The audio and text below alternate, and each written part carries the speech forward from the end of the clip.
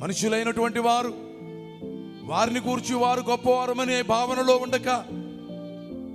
వారి జీవితంలో ఎదురవుతున్నటువంటి శ్రమలు,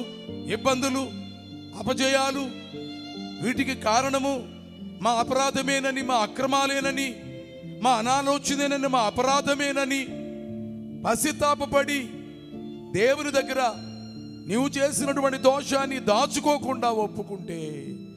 దయగలిగినటువంటి యేసు ప్రభు నిన్ను క్షమిస్తాడు. మమ్మను కనికరించుమని యెహోషువ చేసిన ప్రార్థనను ఆలకించి నెరవేర్పు అనుగ్రహించిన దేవుడు నన్నైనను నిన్నైనను ఎవరినైనను, ఈ సువార్త వినుచున్న వారు ఎవరైనను, వారెక్కడ నుండినైనా దేవా మమ్మను కనికరించుమని ఆయనను వేడుకుంటే తప్పక దేవుని కనికరాన్ని మనము పొందుతామని దేవుని దాసుడనుగా మీ అందరికీ మనవి చేస్తూ